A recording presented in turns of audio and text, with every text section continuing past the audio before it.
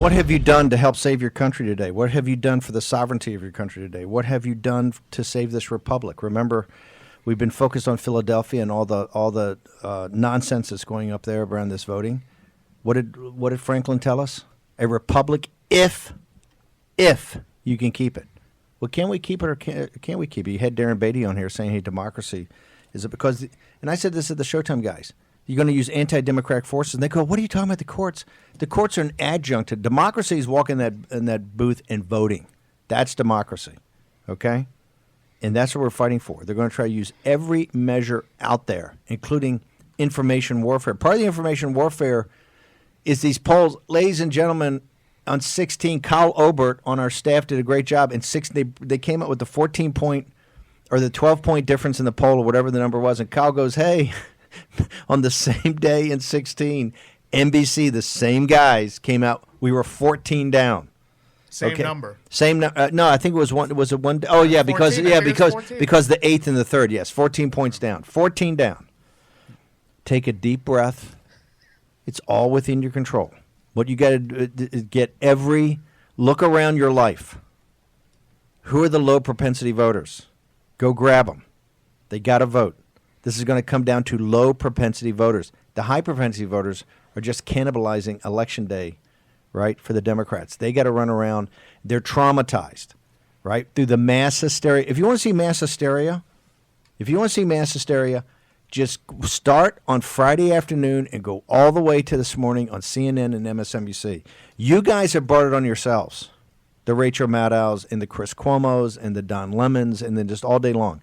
It is nothing but hysteria.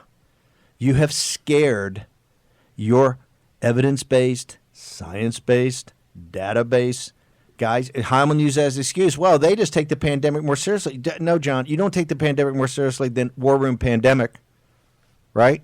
You do not. Sorry. We take it very seriously. But we also understand that it's a weapon. It's just like one of the torpedo bombs at Pearl Harbor. Right, that they had to practice because of the shallowness of Pearl Harbor. Remember that, Jack? It took so long to reconfigure to put the wooden fins on, and then they did the special torpedo runs for weeks and weeks and weeks and learn. We had to overcome all this because it's an act of man, right? The gain of function experiments, the biological weapons. Listen to Dr. Yan. Listen to the new federal state of China. Listen to Miles Guo. It's a CCP virus. God, I hope the president says that today. CCP virus. We're going to have folks here in the next thing. We're going to tell you about how much in China, the CCP, the 92 million members of the Chinese Communist Party, they're mocking President Trump. Don't believe Xi sent thing, oh, I hope you get better. They're mocking him. Discounts on the food. And we've got Chinese on here to out it, to show what devils these people are, right? I want to go back to this polling. Take it from the top and let's go through it. This is very important. And hey, the audience out there ought to play like we are 14 points down. What are you doing today to push out content? What are you doing today to work a phone bank? What are you doing today to make sure I don't want to hear, okay, no tears if for some reason there's not victory. No tears and no whining. This is 100% within the grasp of this audience. You're the leaders. You're the deplorables. You listen to War Room Pandemic and hashtag in the live stream. What are you doing today?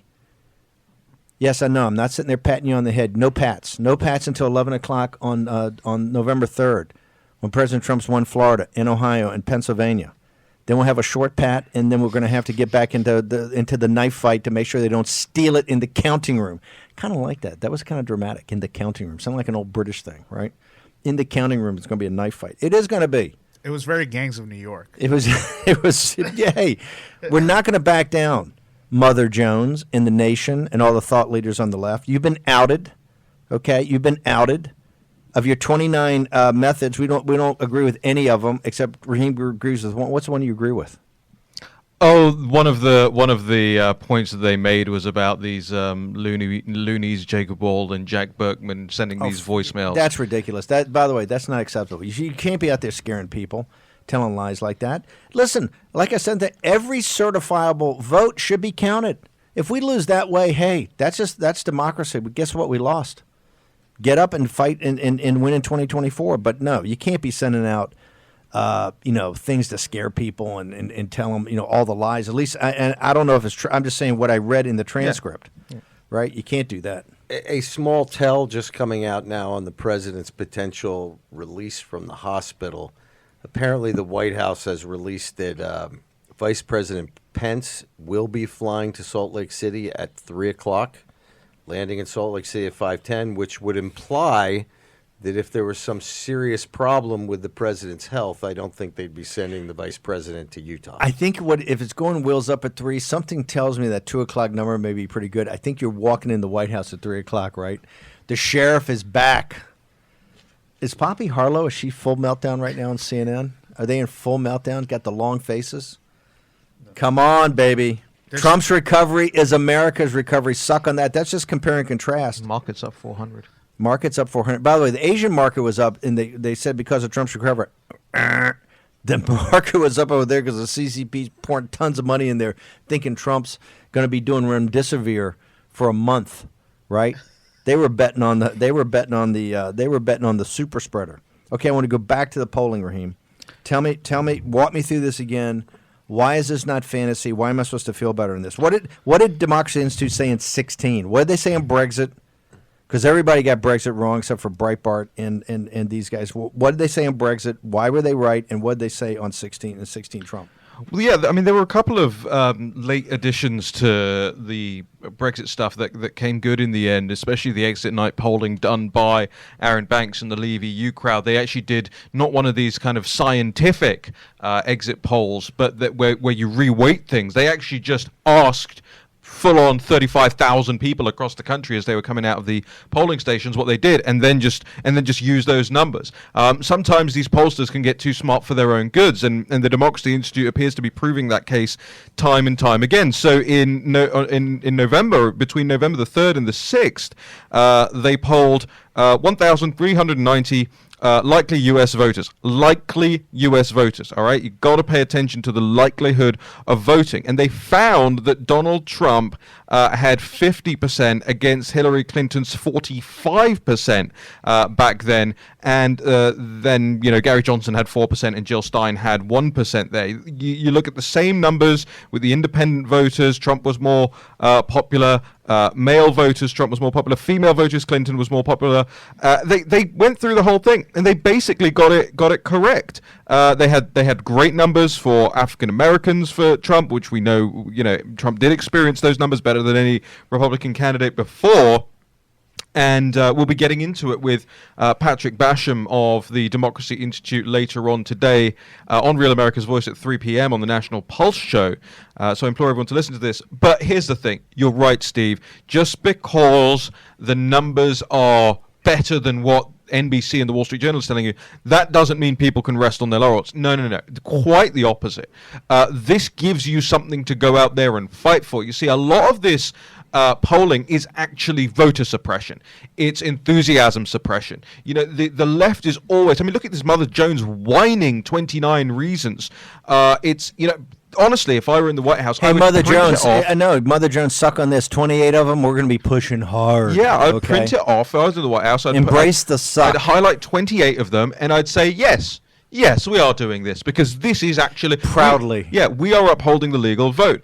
But one of the things that, I don't know, at some point we're going to have to look into how these polling companies are basically giving a donation in kind to the Democrat candidates. Contribution in kind. Absolutely. Because it is a form of suppressing the vote. But this is why the RNC should go into FCC tomorrow and sue the media companies and sue the oligarchs. These are all payments in kind. These are all contributions in kind to the anti-Trump forces. It's also, there was something interesting that came out on Friday, which I think kind of shows you the depth of depravity inside some of these organizations. Mark Zuckerberg and his wife just gave more than a third of all the money donated for Proposition 110 in Oregon, and it seeks to decriminalize almost every drug. The drugs that would effectively be decriminalized include heroin, cocaine, methamphetamine, MDMA, LSD less than 40 units, psilocybin less than 12 grams, methadone less than 40 dosages, oxycodone, less than 40 pills. And last but not least, it would also think about establishing a drug treatment program based upon their cannabis tax.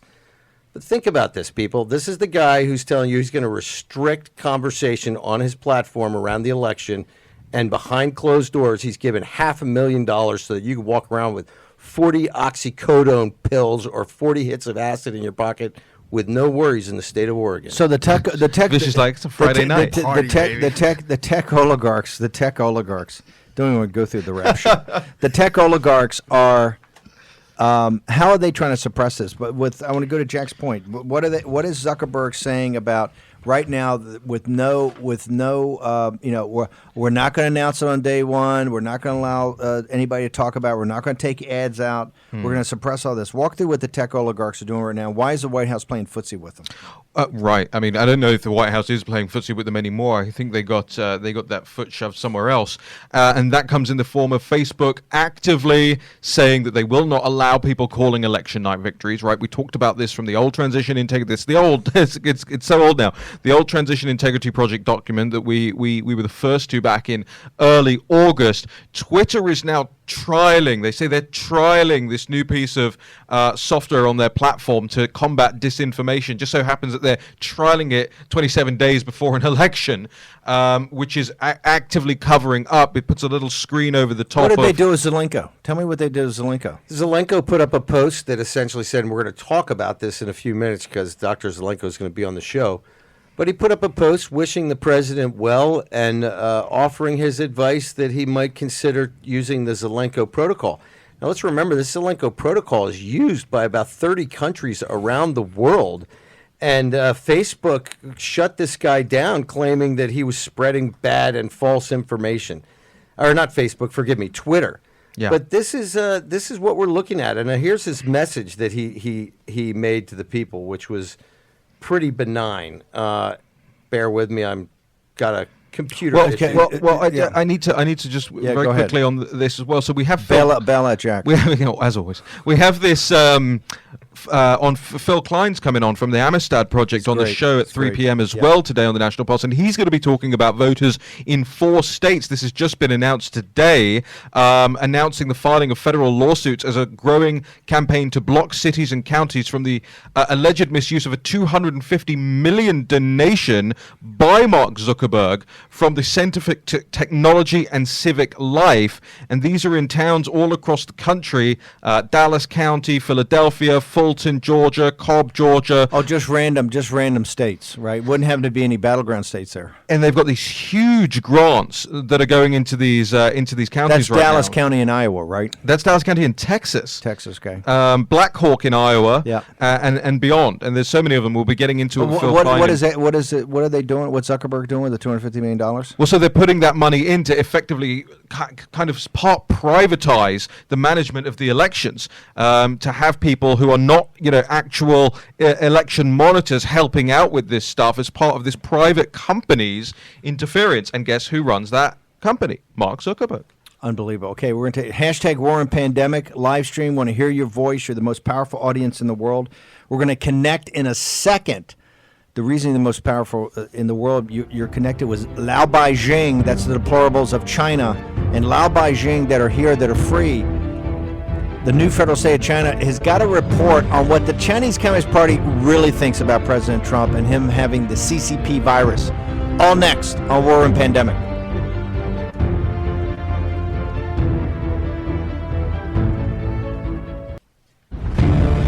War Room Pandemic with Stephen K. Bannon. The epidemic is a demon, and we cannot let this demon hide. War Room Pandemic. Here's your host, Stephen K. Bannon. Welcome back. Now we're going to talk about what the Chinese Communist Party, since President Trump has a CCP virus, and it looks like he may be walking out today, right? If Mike Pence is going wheels up at 3, it would make sense. It would make sense that Donald J. Trump is at the White House at 3. We're a little bit speculating, but you see the moon and the stars starting to line up here. And that would mean, Jack, he would get his... Zelenko's going to be on the bottom of the hour. I'll let you guys work through that then. But that would mean maybe he gets the 5th day of the remdesivir. The difference in the 29-cent solution of Dr. Zelenko versus the 9,000. Hey, I'm not saying Big Pharma has anything to do with it. Far be it from me to say there's anything about operating margin. Quickly, which I really think people would want to hear about. The hydroxychloroquine, this is the big danger for Big Pharma, right? Yeah. We know that hydroxychloroquine is a pretty effective antiviral, right? Imagine if this stuff works fairly well against all RNA viruses. This means that a drug that is worthless takes the leading position for flu season over all the rest of these bang-up, Oh my God, they're going treatments. to get conspiracy theories. No, that's the thing that's got to be worked through. Zelenko on the bottom of the hour. Dr. Zelenko. Okay, now I want to turn to the new federal state of China. These people have been amazing. They had this on the National Day of China, where CCP claims took over the country back 71 years ago. They said, hey, it's pretty ironic, and they wanted to underline ironic about 50 times, that on the National Day of China, Donald J. Trump got the CCP virus. Remember, there are no conspiracies, but there are also no coincidences. So we looked over there, after 24 hours, she came out and said, hey, really feel bad for President Trump, First Lady. Hope they do okay. Hope they do better. But you saw what the tabloids were saying. But then you look at what the CCP's own people were doing. It's a very different story. So I want to bring in two of the folks from the new federal state. I want to start with Jasmine. Jasmine, actually, when you look at the details, we've got it. We're going to have it up now on the screen. What is actually happening? What is going on with the CCP members in China itself? Are they supporting President Trump and Melania, or are they mocking and ridiculing them? Oh, yes. What we can see from social media, clearly the Chinese are under the direction of the Chinese government. They are mocking President Trump. They're holding banners celebrating the fact that President Trump is infected by the COVID-19. One thing we need to know that in China, nobody can demonstrate anything on the street without the government's permission. So the fact that they could hold those banners celebrating it, that is with the government support behind. And you see that there's a 6-year-old boy counting the failures of President Trump. Who's teaching him? So where does he get all this information? These are government directed.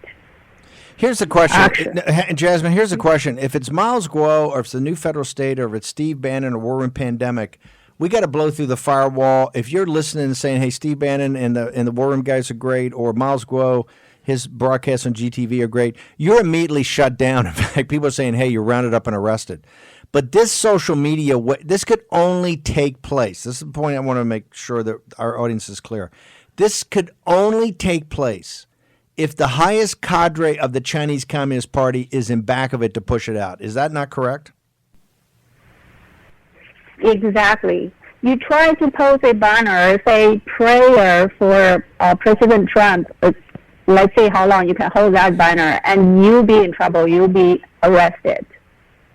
And not even only in the secular world. What I'm observing is that even in the church, inside church in China, I mean, these are the patriotic church, of course. The leaders are ordained, selected by the patriotic church, with the United Front department behind, right? So they are pastors writing an article preventing its members to pray for President Trump.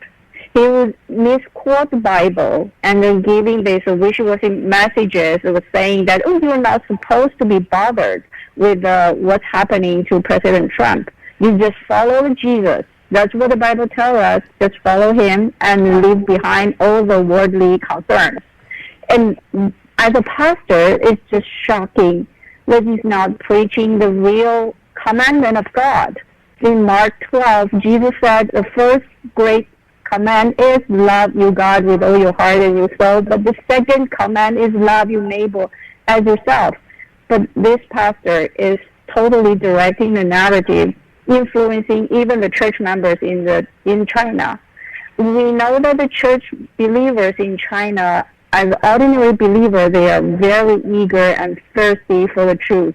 They are all very zealous in their spiritual journey. But it is unfortunate that they are in this hand of a higher hand. I want to go to, do we have also Zach? I want to go Zach, and look, I know that the new federal state, we're trying to get organized to get down here. President Trump had been another day that you would have seen a huge outpouring. What was so amazing is across the world on October 1st, you saw this demonstrations and protests throughout the world. Jack Maxey had actually joined him here months ago when they protested outside the consulate. These people are very brave. Zach, because you happen to bring it to our attention also, how nasty has the CCP's propaganda in their social media and their memes, how nasty has that been inside of mainland China to kind of put in people's mind that President Trump's a bad guy, that President Trump deserves this, that this shows you how great the CCP is because they're not sick, yet President Trump and people around the White House are sick?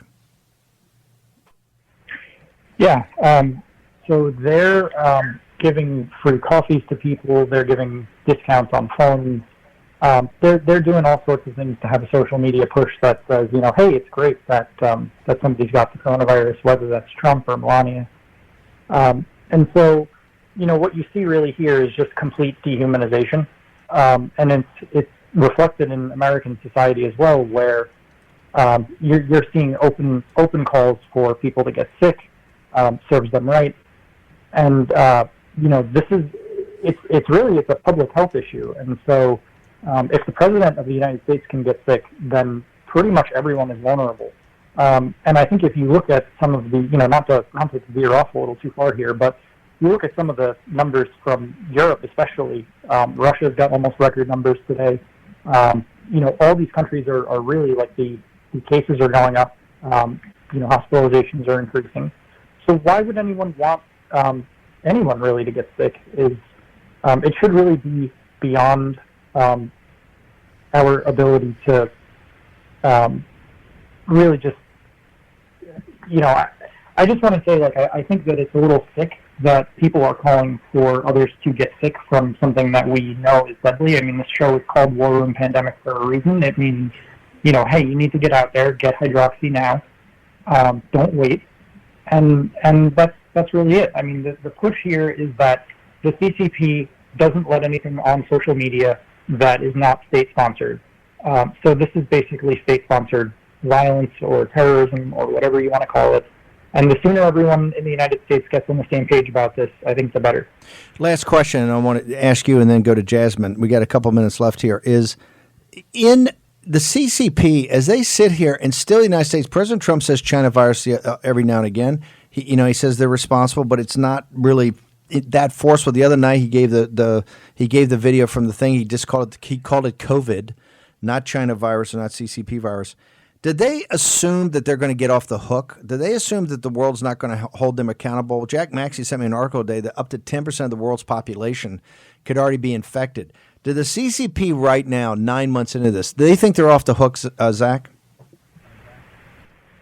I think they do. Number one, COVID is a marketing term. I think that's something that people have really missed. Is, COVID is the marketing term. SARS-CoV-2 is the technical term, and CCP virus is what we should call it because there is just overwhelming evidence of complicity and actually that they sent this out to the world. And so I think, people on your show, guests you've had, Peter Navarro and others, they've really stressed this. But I think that we need to see some accountability here. They really need to be held accountable, and I think anyone who doesn't see that coming is deluding themselves. It's coming. There's definitely going to be a price to pay. It's just going to be a matter of how much and what we all do about it before that happens. Jasmine, we got about 45 seconds left. To you, what will happen if we do not hold the Chinese Communist Party accountable for the CCP virus? We have to know that the ultimate goal of the Chinese Communist Party is to have a control of the whole world, and that's their ultimate goal. So if we don't end the CCP, the whole world is will be under the evil influence of the CCP. Jasmine, thank you very much. Zach, you people are complete heroes. These are the non de jours. Otherwise, their families would be rolled up in communist China. I got to tell you, I could have these folks on every day. They cut right to the chase, right? Without all the fancy, you hear all the stuff that comes out of the Council on Foreign Relations and McMaster's at the Hoover Institute, all this nonsense, okay? The Lao Beijing, just like the deplorables, can see reality. They don't need to read 2,000 books, right, and talk to each other at conferences. They see reality. The Chinese Communist Party is trying to become a global hegemon. This is a man-made device. Either came of a bioweapons program or a failed gain-of-function experiment. But it was done on purpose, and it was exacerbated on purpose. So we're going to turn to Dr. Zelenko, Jack Maxey, Raheem Kassam next on War Room Pandemic. Hashtag War Room Pandemic live stream. Tell us what you think. More importantly, let us know what you do. Action, action, action.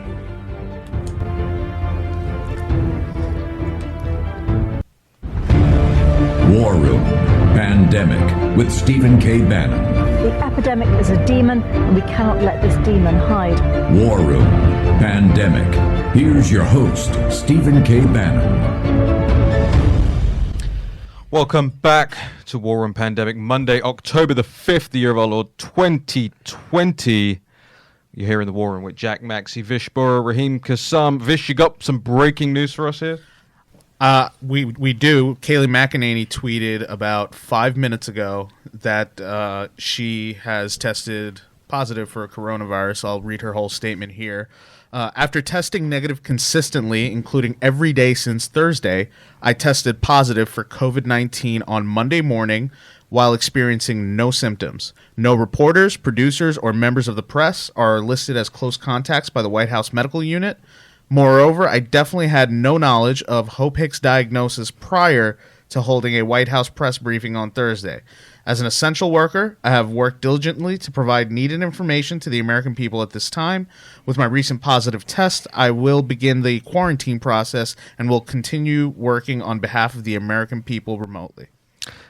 Close, but not quite right, Vish. No. Moreover, I definitively had no knowledge of Hope Hicks's diagnosis. It's different from definitely, which is more of a statement of, please don't accuse me of knowing something I don't, rather definitively stating as an absolute fact that she had no knowledge of Hope Hicks's diagnosis prior to holding a White House briefing. But that's Kayleigh McEnany to say some prayers for us and say some prayers for everyone affected by this all around the world right now from the White House and beyond. That was about 10 minutes ago on Kayleigh McEnany, the press secretary's feed. One other thing that's crossed my devices in the break was the British media melting down right now after it appears that the shields, the riot shields that were being used here in the United States against the not-so-peaceful protesters were actually British-made equipment. I say good. I think just like the Boston Massacre, it'd be great to get some British arms forcing a bit of law and order here. Maybe we get John Adams back to defend the police officers doing their jobs. Jack, I know you've got a very special guest for us in this segment. Why don't you take us away? Well, we do have a very special guest, one of the fan favorites, and certainly one of mine as well, just because I have such admiration for this gentleman. He's got grit, he's got intelligence, and he just does not give up. I mean, he's a great example for anybody who's looking for inspiration. Dr. Zev Zelenko on the line, and we have him on specifically because Twitter has banned Dr. Zelenko because of this message that he sent to @RealDonaldTrump and @Flotus. Dear President Trump and First Lady, I bless you with complete recovery. Please review the attached link. It has the Zelenko protocol for treatment. I strongly advise that you start immediate treatment and not wait for complications to begin. Now, this message, which, and you have to remember for our audience, and we'll let Dr. Zelenko talk about it, the Zelenko protocol is being used as an official protocol in countries around the world. This is not some kind of crazy hair on fire statement for him to say this, but they say your account has been locked for violating Twitter rules. specifically violating the policy on spreading misleading and potentially harmful information related to COVID-19. Dr. Zelenko, thank you so much for being on here. First, give us a lowdown on your Twitter thing, and then we'd love to just tap into some of your professional experience while we discuss the president's treatment and going forward. Thank you, Dr. Zelenko. Thanks so much for having me. This is the epitome of tyranny, where life-saving information from one of the world's experts in dealing with COVID-19 in the outpatient setting is being suppressed because it doesn't fit the narrative of the World Health Organization, which is nothing more than a proxy for the Chinese Communist Party and for Bill Gates' organization. And since the president pulled out of the WHO, I think he removed $450 million annually in terms of supporting the WHO. It's become a puppet, even more of a puppet for these evil and nefarious forces. So it's tragic. It's more than tyranny, I think. I think it's a crime. I think it's a crime against humanity because it perpetuates this needless plague, this needless pandemic, and this terrible economic disaster that the Chinese government has perpetrated on the world. Wow. And you know what is so crazy? They hammer you for recommending hydroxychloroquine, and on the same day, a big study, I think I shared it with you this morning, International Journal of Antimicrobial Agents did a retrospective study. This is a Belgian study where they looked at over 8,000 patients treated, and they found across the board a significant reduction in mortality for people taking hydroxychloroquine. This is also compares very favorably with the study, a retrospective study out of Italy about a month ago, where they found definitively 30% weighted reduction in mortalities across the board, independent of comorbidities. So it's not that we don't see evidence of this, the efficaciousness of this. It's more that it seems that you and I have talked about this before, Doctor, that anything that the president says is positive automatically becomes negative for the news media. But I think there's something more when you look at the other sort of treatments for your standard RNA viruses, influenza, some of the other coronaviruses rolling around out there.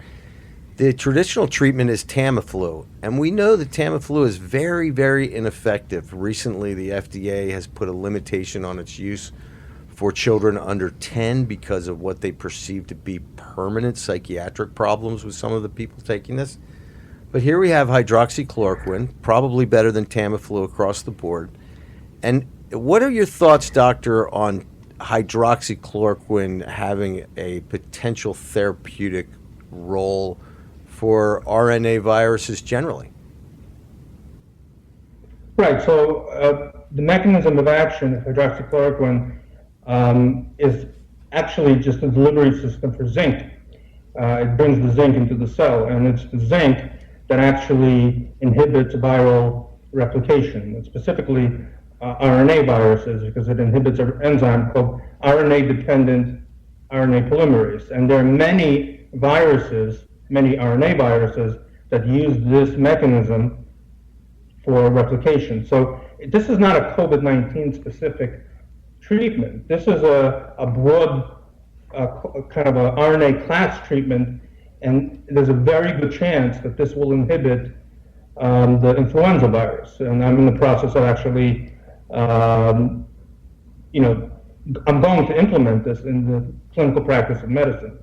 Now, let's look at the flu just for analysis. There were 40 million cases of the flu in America last year. That's with the flu shot. And that's with using Tamiflu. And out of those, 50,000 died, including almost half were children. So even with all the therapeutics and the vaccines that we have, we still have 50,000 dead, 40 million infected. That's not very effective, in my opinion.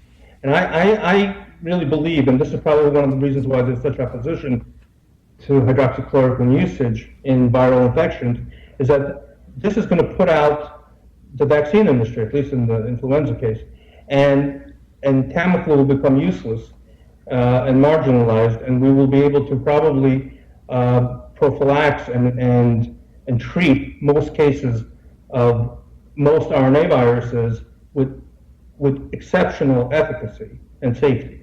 So there's a lot at stake here for the pharmaceutical industry, and they're going to lose a lot. And this information, by the way, is not new. It's been out there. It's just being suppressed, actively suppressed, because of its potential economic negative ramifications for the pharmaceutical industry.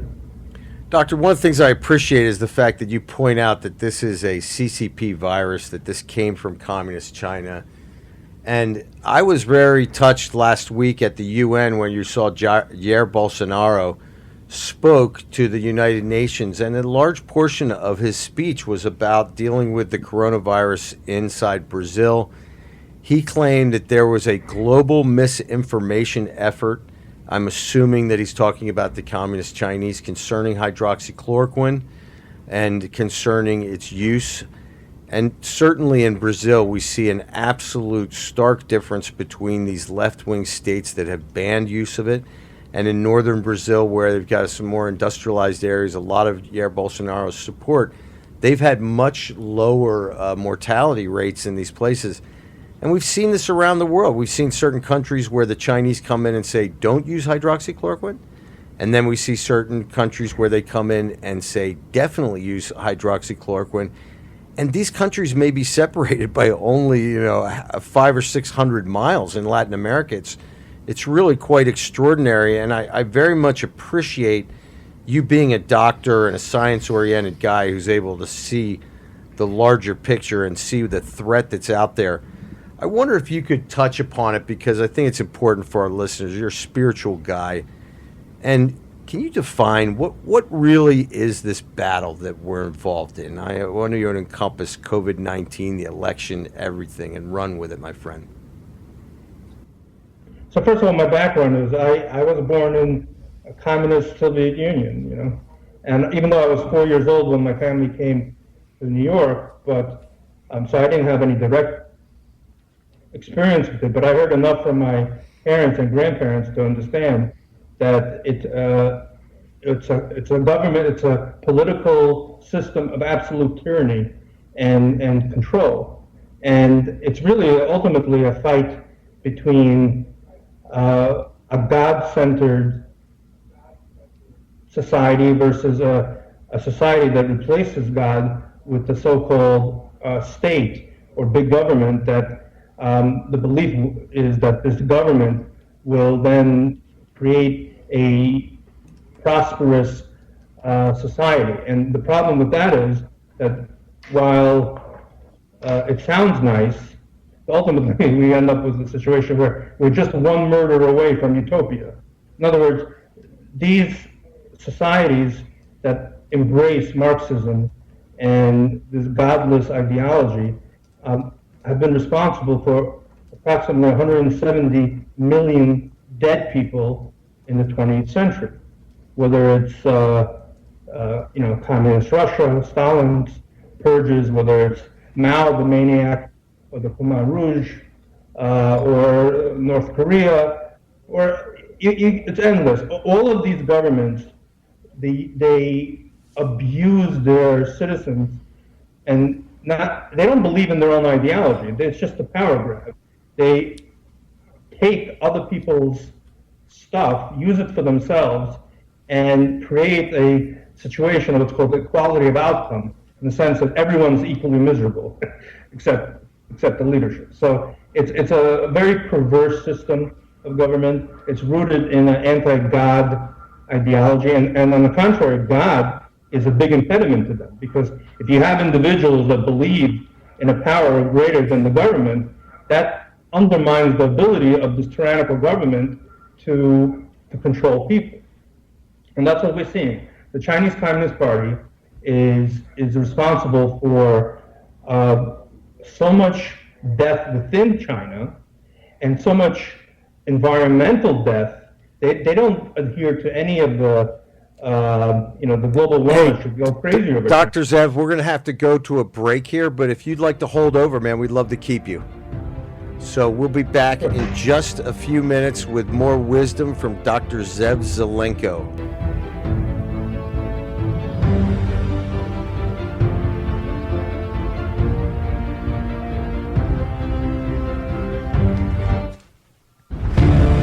War Room Pandemic with Stephen K. Bannon. The epidemic is a demon, and we cannot let this demon hide. War Room Pandemic. Here's your host, Stephen K. Bannon.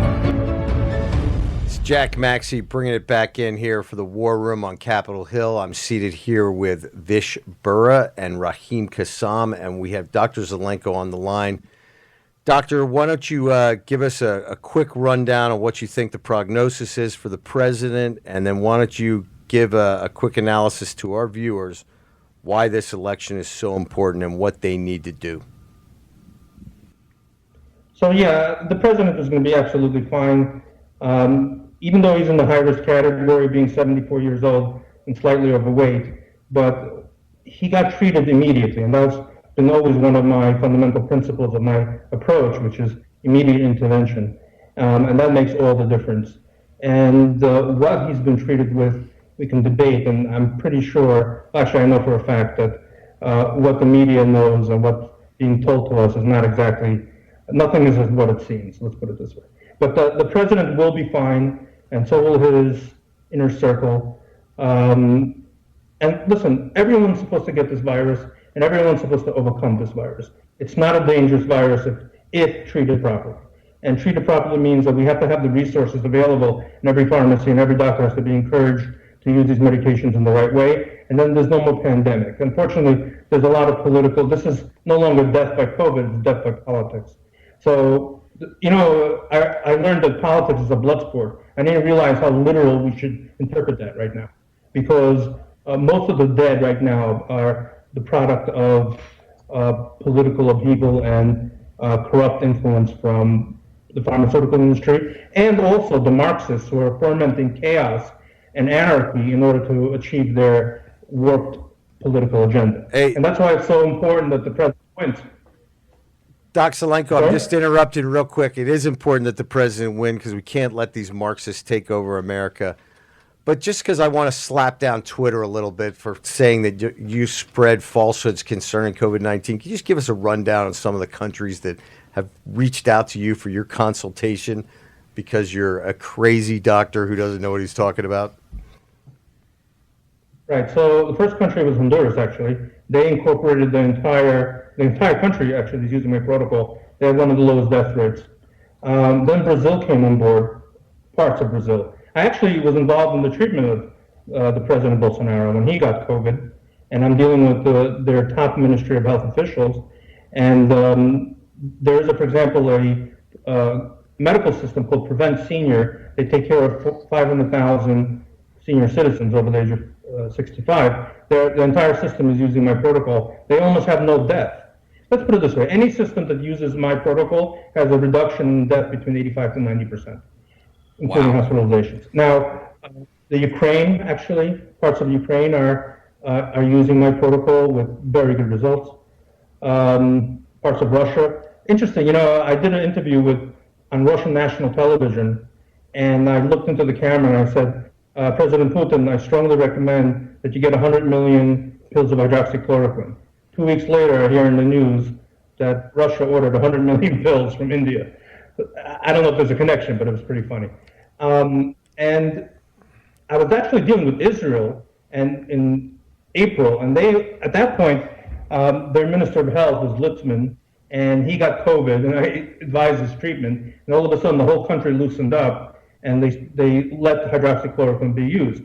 Then there was a new minister, his name's Adelson, that came in. He no longer responds to any of my phone calls, and they put a moratorium on the use of hydroxychloroquine. And at that point, it's an inflection point where from 300 dead, at that point, it skyrocketed to 1,700 dead. So it's very tragic, in my opinion.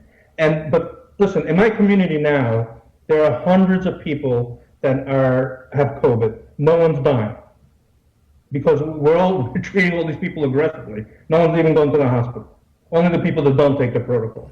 And I can scale that to you. Didier Raoult in France has a 85% reduction in death if he's using actually my protocol now. His protocol, and he added zinc. All right. Well, doctor, listen, man. We want to thank you so much for being on here. You're an American hero. You're tough. You're strong. I want the whole audience to keep you in your prayers because I know you're still struggling with another round of the big C. But you're a brave American, and hand salute to you, sir. Thank you. God bless. God bless you too. Jack, any plans to get Dr. Zelenko on another platform since Twitter's booted him off? Well, I think they'll, let him back on just like they've let you back on. But I would like to point out to the audience, and maybe this is a little. No, but I never got the full dilution. Maybe I'll be taunting Twitter with this for all of the things that I have said over the last 9 months as a layperson, 10 months. I just want to state that I have never been banned, or nothing that I've ever said has been banned by one of the social media platforms. So I guess in the next 24 hours.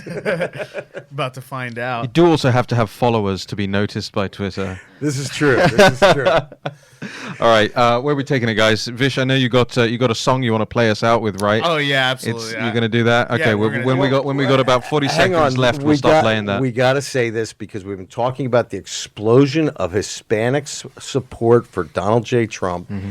And Vish and I listened to this morning. It is an amazing, positive song by a Cuban family, and they are just on it for Donald Trump, and everybody's going to love it. I will say, I mean, we're going to get into the polling with Patrick Basham on the National Pulse show at 3 p.m. and Phil Klein will be joining us. So it's an all ballot, all security, all polling, all data-driven show at 3 p.m. here on Real America's Voice. So tune in for that. I will say as a point before you bring this in that poll, that the Patrick Basham Democracy Institute Sunday Express poll has some very high numbers for Hispanics with Trump. Absolutely. I mean, I was in New York for the last 2 weeks, last few weeks, and I went to back to my old neighborhood, Rosebank, Staten Island. Shout out. Talked to a bunch of my friends. Never voted before ever. Now they're coming out for Donald Trump and first-time voters. Why? And a bunch of these folks non-white. And the reason is because law and order. See you tomorrow, guys.